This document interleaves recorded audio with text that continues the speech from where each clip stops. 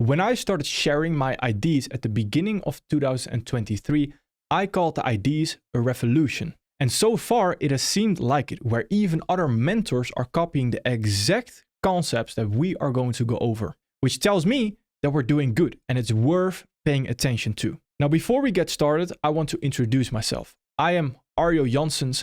I am Dutch, as you probably already could tell by the accent. I've been trading since I was 17, 18 years old.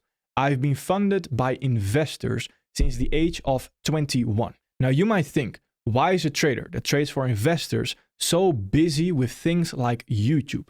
And that is because I have another goal. And my goal is to build the best trading educational company there is. And the only way to do that is by providing the most value that I possibly can, even for free. So not talking about paid students, here are results from free YouTube students. And that leads me to say, welcome to the Money Making Concepts series.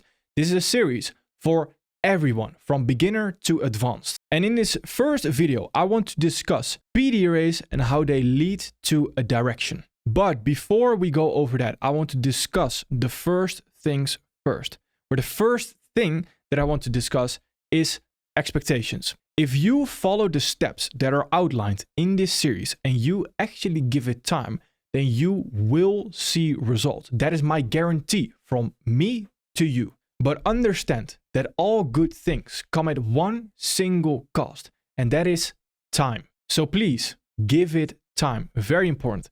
Then the second thing that I want to go over is credits. Now with credits, I want to discuss the origin of the money-making concepts and the money-making team. Money making sounds very cheesy in my opinion, especially nowadays where everyone is trying to sell you something. But money making is the exact philosophy that we work with. Back in the day when I was learning about trading, I was quite frustrated that a lot of people are so focused on trying to figure out an algorithm. So I personally felt like that there was no real guide how you can actually profit off the market. There was more so a guide how you can figure out a certain algorithm. And I could be wrong, but I don't think the most efficient method to making money from trading is actually through understanding an algorithm. And I believe that most traders came into trading to either profit, so to make money from the market, or for some type of freedom, which usually goes hand in hand. Now, I am not trying to sell you a dream that you will be profitable and you will make millions tomorrow. No, because trading is difficult and it needs time.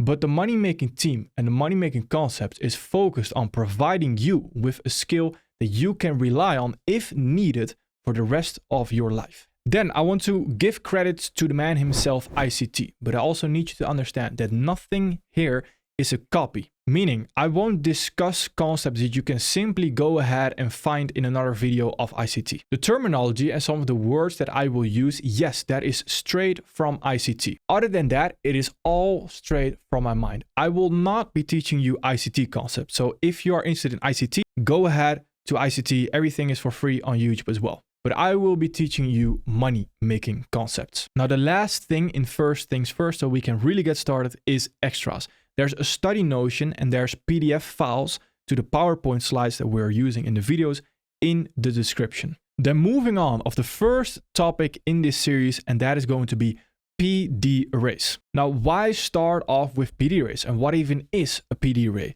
Price is always moving towards a PD array. So if we understand PD arrays, then we have the first understanding of trading, which is the direction. Is price going higher or is price going lower? A PD array stands for a premium and a discount array. A PD array can act as two things. We can trade towards it, so price is attracted towards the PD array, but we can also trade from it. So in the market, that looks like the following. Let's say we have this line, which is a PD array, and that happens to be a premium array. And a premium array is a bearish PD array, meaning we can continue lower from it.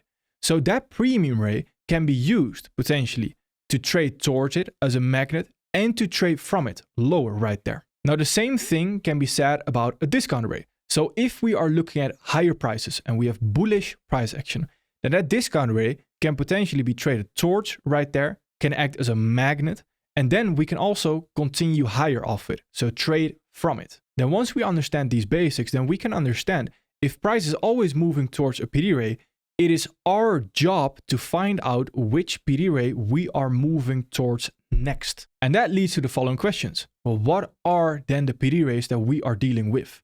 Well, the first one is a fair value gap. A fair value gap can act, again, as that magnet, so we can trade towards it and also from it. Then the second one, the second PD rate that we have, is a fair value area. Now, you may see the fair value area has a line crossed through it, because the fair value area is not necessarily something we want to trade towards. We want to mainly trade from a fair value area. And then the third PD rate that we have is swing points right there, which again, we can trade towards it and trade from it. Then the fair value gap and the swing points, that's mainly going to be our focus in finding the direction in price action. The fair value area is what we're going to discuss in the next video. All right, so let's understand the first PD rate, which is a fair value gap. What does a fair value gap, in other words an FVG, look like in the market? The first thing to understand is that there's different kind of FVGs. We will have a separate video in this series diving into all the in and outs of FVGs. All you need to understand is what the PD rates currently look like. And in the second one,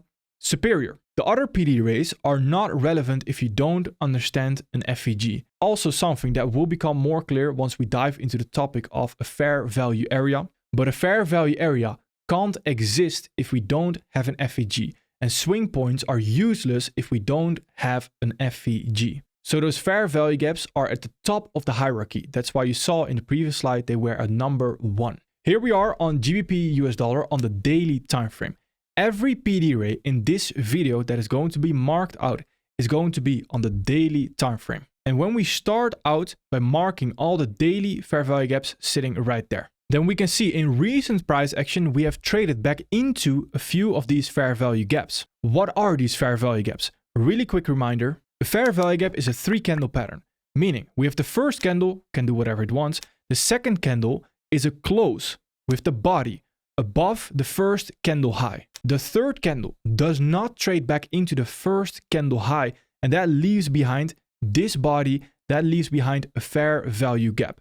Once the third candle closes, there's either going to be a fair value gap that has been created or no fair value gap if it trades back into the first candle high. Fair value gaps right here that have already been traded into are fair value gaps that we can delete, because fair value gaps that have already been traded into are not relevant anymore. They have already been mitigated. The reason why that is also something we are going to discuss in the fair value gap video. But for now, for the live study, we simply want to mark out all the fair value gaps that have not been traded back into. So for example, if we take a look at the left right here, we still have this daily fair value gap all the way towards the left as well.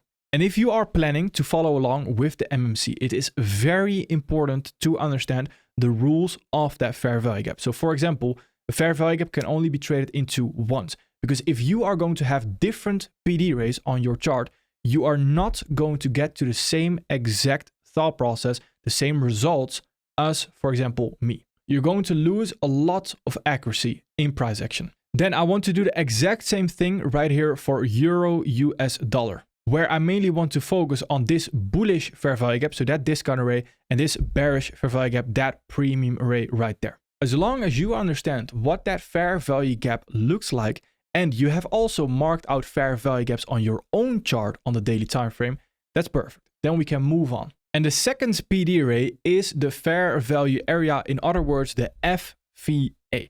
Now the fair value area is something where we need to go over market structure first before we can actually go over the fair value area. So in the next video, we will discuss things like market structure and order flow, and we will then be able to discuss a fair value area as well. Because our second bullet point right here is not needed in direction. It is more interesting to trade from a fair value area than to trade towards it. So for our main targets in price action, we focus on fair value gaps and the third PD array, swing points, also known as liquidity.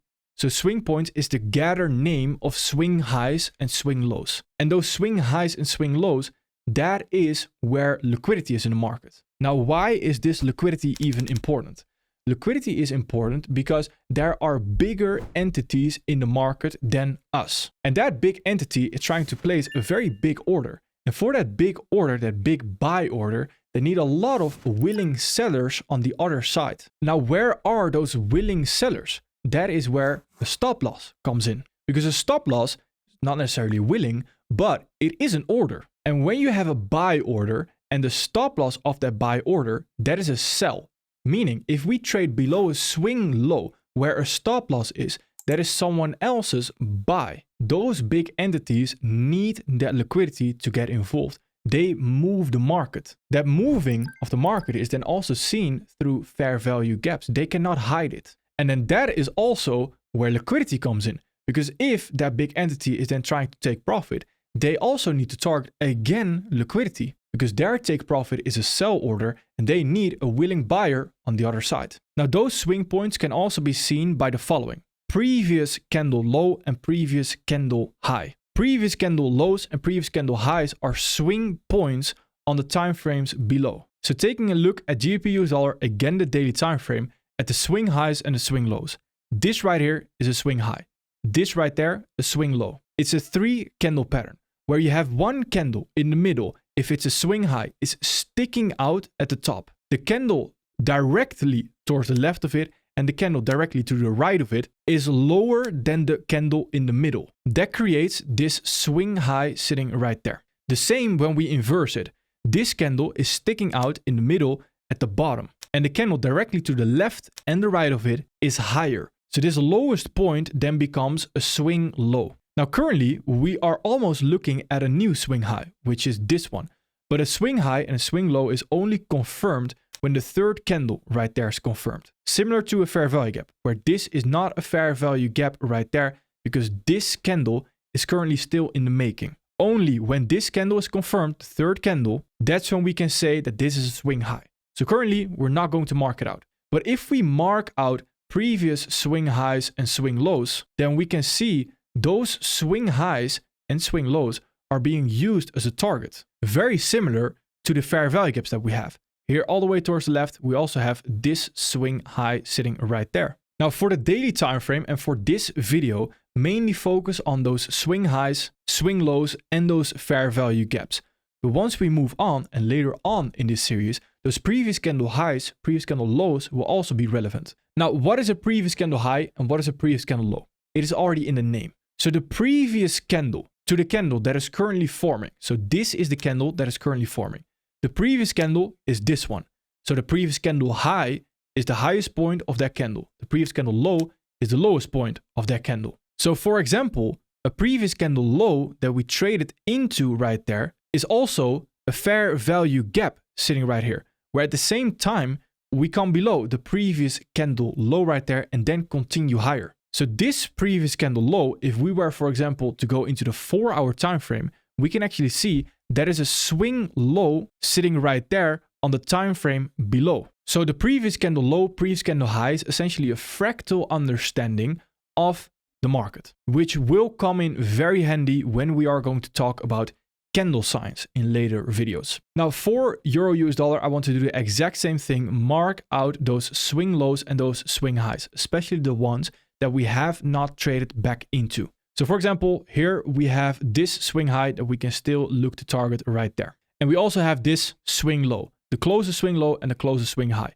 You can also do this for the indices. So if you are an indices trader and you trade, for example, E-mini S&P 500, that is perfectly fine. If you are from India and you trade something like Bank Nifty, you can also do the exact same thing because it works the exact same. The same for crypto traders also works the exact same. It works on every single market. Now, the main point right here is understanding swing points and what they look like. Again, quite basic, but we need to understand these basics before we can move on to the advanced things. Then this leads to the following.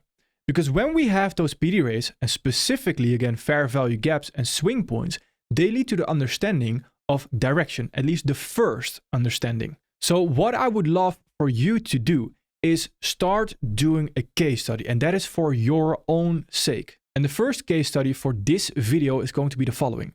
Mark out every single fair value gap and swing point on your chart on just one single time frame and see how the chart tells you which PD ray we trade into. Again, can be any chart, can be any market. I would advise the daily time frame to follow along with the timeline of the series. And if you start doing this, you will already see how price is telling you which PD array it wants to trade into next. And then this lays the foundation of everything that we are going to do in this series. Feel free to use the Notion where you can make case studies, and feel free to also show me your case studies on social media.